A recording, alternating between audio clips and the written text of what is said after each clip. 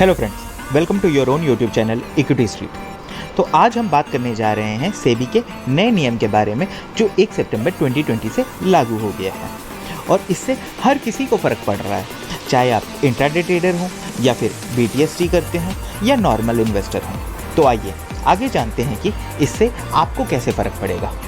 तो दोस्तों, जैसा कि आप जानते हैं कि सेबी ने नए नियम लागू किए हैं 1 सितंबर 2020 से और इस नियम के तहत आपको 20% का अपफ्रंट मार्जिन देना होगा, चाहे आप शेयर्स बाई करें या फिर सेल।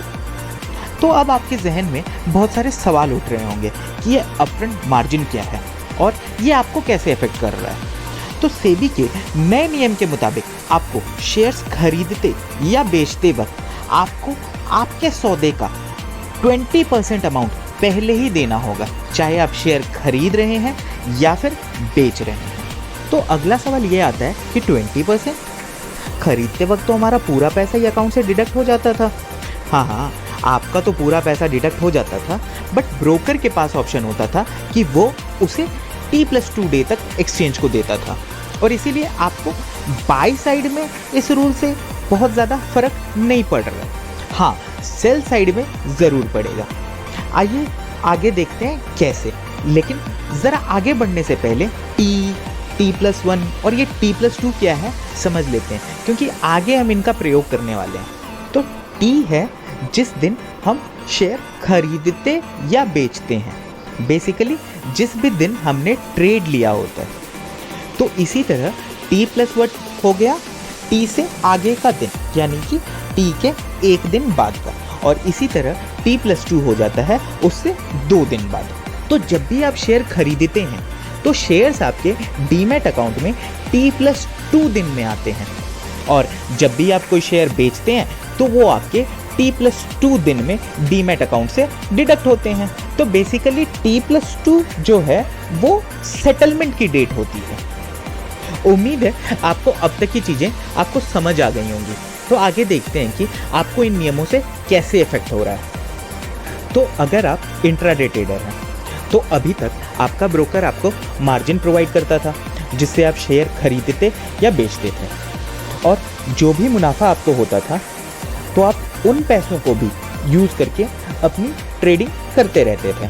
बट अब इस नियम के आ जाने से आप इंट्राडे तो जैसे करते थे वैसे ही करते रहेंगे, लेकिन अब आपको अपने ट्रेड से हुए फायदे को सेम डे यूज़ नहीं कर पाएंगे, बल्कि वो जब सेटल होके आपको क्रेडिट होंगे तभी आप उसे यूज़ कर पाएंगे। मतलब इसे अगर समझें कि मान लीजिए आपने पहले कोई शेयर परचेज़ किया 1 लाख का और उस पर आपको फ़ायदा हुआ 10,000 और अब आपने वो शेयर निकाल दिए, तो पहले आप उसी दिन अपना अगला सौदा 1 लाख और 10,000 तक का ले सकते थे, क्योंकि 1 लाख तो आपके पास थे ही और 10,000 का आपको फ़ायदा हुआ था। बट अब इस नए नियम के मुताबिक अब आप अपना अगला सौदा फिर से 1 लाख का ही ले सकते हैं, और वो जो 10,000 जिसका फ़ायदा हुआ उसे आप सेटलमेंट यानी कि T+2 डे के बाद ही यूज़ कर पाएंगे। तो कमेंट करके बताइए, क्या आप इंट्राडे ट्रेडर हैं? आइए अब आगे समझते हैं कि अगर आप BTST यानी कि बाय टुडे सेल टुमारो करते हैं तो इस नए नियम से आपको क्या असर पड़ेगा। वैसे आगे बढ़ने से पहले आपको ये ज़रूर बता दूं कि इस नए नियम से सबसे ज़्यादा असर इन ट्रेडर्स पर ही पड़ा है। पर क्या BTST ख़त्म हो जाएगा? तो ऐसा नहीं है। हाँ, बस आपका मार्जिन बढ़ गया है जो आपको रखना पड़ेगा। तो BTST में पहले आप क्या करते थे, आज आपने कुछ खरीदा और कल बेच दिया, और आपको जो भी पैसे मिले उससे फिर आपने कुछ और अगले दिन खरीदा और उसके अगले दिन बेच दिया। पर अब इस नए नियम के मुताबिक अगर आपने आज कुछ खरीदा और कल बेच दिया तो जो भी पैसे आपको मिले उसे आप कल ही यूज़ नहीं कर पाएंगे। इसे एक उदाहरण से समझिए।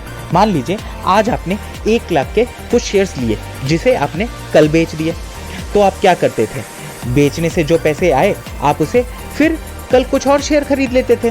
बट अब अगर आपने कोई शेयर्स 1 लाख का लिया और कल बेच दिया तो आपको कल फिर नए शेयर्स खरीदने के लिए और 1 लाख चाहिए होंगे, क्योंकि पिछले 1 लाख जो आपने बेचे वो आपको सेटलमेंट के बाद ही अवेलेबल होंगे ट्रेडिंग के लिए। तो आप मुझे कमेंट करके ज़रूर बताइएगा कि क्या आप BTST वाले ट्रेडर हैं। तो अब हम आ जाते हैं नॉर्मल इन्वेस्टर की ओर, जिन्हें भी इस नियम से इम्पैक्ट हुआ है, बट हालांकि अभी इम्पैक्टेड हैं, बट मुझे लगता है कि लॉन्ग रन में हो सकता है कि यहाँ परेशानी कम हो जाए, क्योंकि नए नियम ये कहते हैं अगर आपके पास शेयर्स पड़े हैं और आप उसे बेचते हैं तब भी आपको 20% का अपफ्रंट मार्जिन देना होगा। मतलब अगर आप मान लीजिए कि 1 लाख के शेयर्स बेचने जा रहे हैं तो आपको अकाउंट में 20,000 रुपये होने ही चाहिए, तभी आप ये शेयर्स बेच सकेंगे, वरना नहीं। अब इससे इन्वेस्टर को थोड़ी परेशानी तो हो रही है, क्योंकि उन्हें अगर कोई शेयर बेचना है तो पहले अकाउंट में पैसे रखने पड़ते हैं एंड ऑल। बट सेबी ने इसमें ब्रोकर्स के पास एक ऑप्शन दिया है कि अगर शेयर्स सेल करते वक्त इन्वेस्टर से मार्जिन ना ले और जिस भी दिन आप शेयर्स सेल करोगे ब्रोकर्स उसे आपके अकाउंट से उसी दिन शेयर्स डिडक्ट करके अपने पास रख लेगा। पहले आपके शेयर्स T+2 डे से डिडक्ट होते थे और कुछ ब्रोकरेज फर्म्स ने तो ये नियम इनकॉर्पोरेट भी कर लिए ताकि उनके कस्टमर्स को प्रॉब्लम ना हो और इन्वेस्टर्स बिना किसी मार्जिन के शेयर्स सेल कर सके। और जिन ब्रोकर्स ने ये नहीं किया है वो भी आने वाले दिनों में कर ही लेंगे। इसलिए मैंने कहा कि इन्वेस्टर्स पर इस नियम का ज़्यादा असर बाद में नहीं पड़ेगा।